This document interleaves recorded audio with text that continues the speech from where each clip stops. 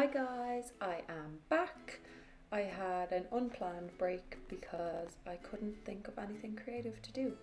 So I have been working on this commission. I'm really happy with how it's turned out and I'm going to show you how I did it. This is for two little girls and I think they're going to love it. So first off, I will talk you through my designs. Always, I'm just sketching it out with pencil and then going over it with a thin Sharpie marker. And then I came up with some colourful designs with watercolour pencils. Here are the three designs I pitched to my client. I love that one, I think it's very Powerpuff Girls. And this is the one we are going with, so let's get started. So let's start with the prep. If you missed my furniture prep video, I highly recommend checking it out because it covers everything you need for any piece of furniture. So here I am just hoovering it because there's a lot of dust, and then I am cleaning it. I used crud cutter here and I'm just making sure to wipe off all excess residue with a wet cloth. So here I'm sanding it. I've got my sandpaper on this heavy sanding pad from 3M. It is really handy, I would recommend. So for this design I had to tape it all out before, so you can see I drew a grid with a watercolor pencil because I can wipe it away afterwards with just a bit of water. And then I'm taping it all using a tape called Indasa, and it's in the delicate kind. I really enjoyed using this tape. I didn't have any bleeds really at all, so I highly recommend this, and you can get that in Crown Paints actually. But So for the taping design itself, you can check out my geometric video. I'll link that below, and it's pretty much similar to that one. So I just made a grid and then I did these two opposite triangles, and it's all consistent all over. You'll see where the tape meets in the middle. I've added little scrap pieces of tape just to make sure nothing bleeds through because I'm going to be putting a lot of paint on top of this. So I just didn't want to take any chances. So there is a lot of tape, overlapping.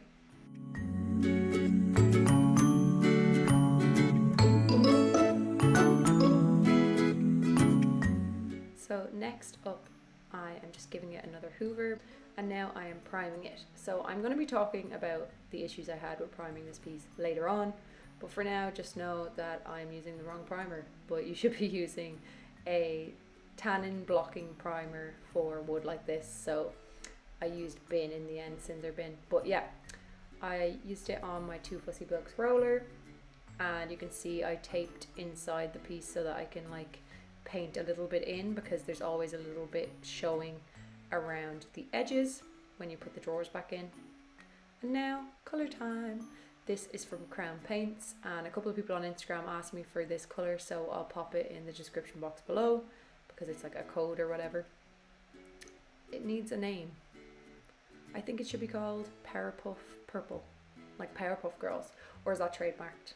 Probably can't do it. Anyway, I'm using semi-smooth roller here, 2 Fussy Blokes as usual, and I'm painting all of the purple. I got some up close shots of it here just to show you how it goes on, and it's very satisfying. I never really film me putting filler on pieces, but you can see here I'm painting over a bit of white filler. So I noticed after the first coat that there was a few areas where they definitely needed a little bit of filler. So I did that after the first coat. I find after the first coat you can see it a lot better where you're going to need filler. Like it's just so obvious once you paint it, so it's a lot easier then.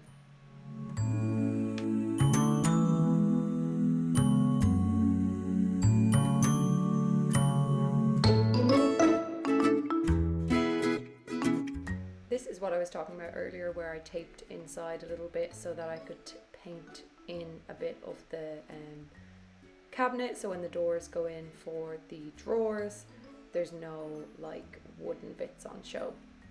So I'm just removing the tape. This tape is amazing, really clean line, and I really didn't apply it very carefully I have to say, but it's a little bit messy where I went over it with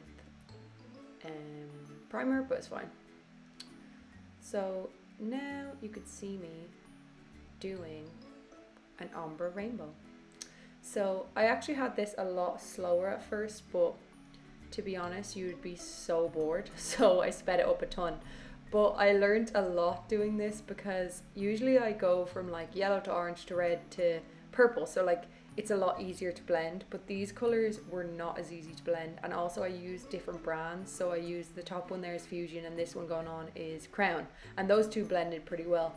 But later on I used Fusion next to a Tikkurilla color and they were just like a nightmare to blend. But the tips I would give you is just to keep working it. So work it, honey. No, just so put on your color with a paintbrush in the middle of the line.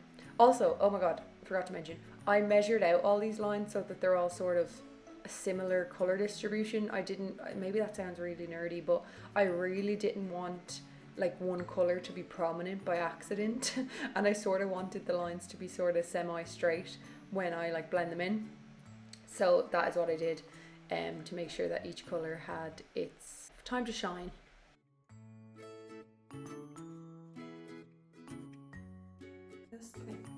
Hi guys, I thought I would jump into this video and talk about the issues I had with this piece.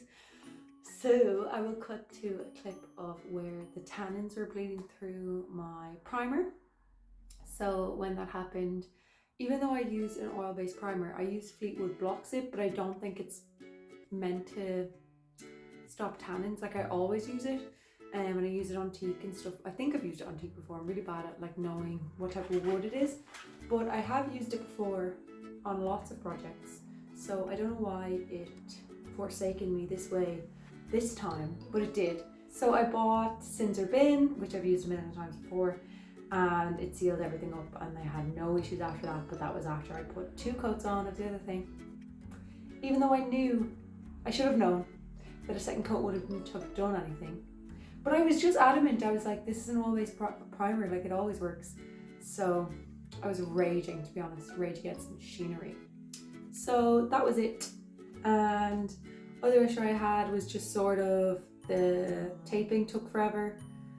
But that's not really an issue, is it? And other issue I'm having is that the blending on this one looks amazing, but the blending on that one isn't so great. No, blending on that one is great, but this one's not so good. So I'm gonna fix that up now and put a second coat on. But also one other thing is that I'm worried about peeling off the tape. I'm worried that it's bled through, but we'll see. Hopefully not. Wish me luck. Bye guys. Catch you on the flip side.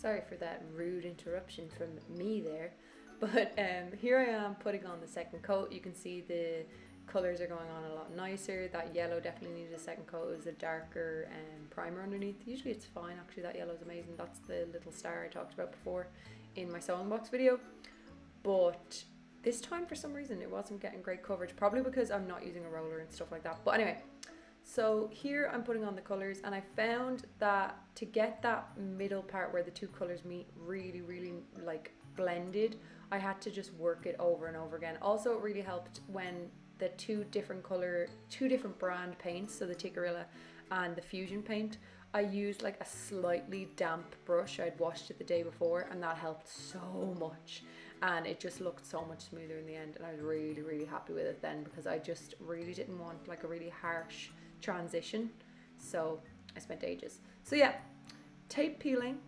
is going to be next week's video, because I asked on my stories on Instagram if people would be arsed watching like an entire video just of tape peeling, because I filmed this all in real time, and I swear to God it took me like, I'd say 2 hours to peel it all off.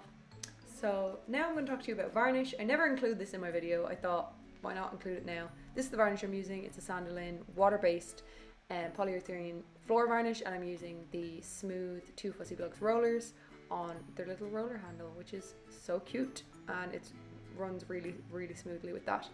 So yeah, with the varnish I sand it really slightly with a really fine grade sandpaper, then I use a tack cloth to remove all the dust, and then I go over it with my varnish. And here is the end result. I am so happy with how these turned out. My client loves them.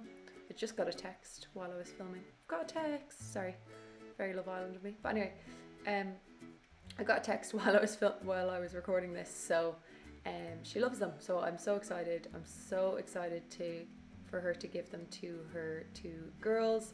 I hope they love them as much as I do. When I was a kid, I would love something like this. So she wanted something that sort of would grow with them, and I think these are colourful yet sort of, they can be grown up too, right? It's like a grown up rainbow. It's fine. But yeah, I absolutely adore them, and I hope you like them. And make sure you tune in next week and you can watch all of this tape being peeled off. So make sure you like and subscribe. Thanks so much, guys.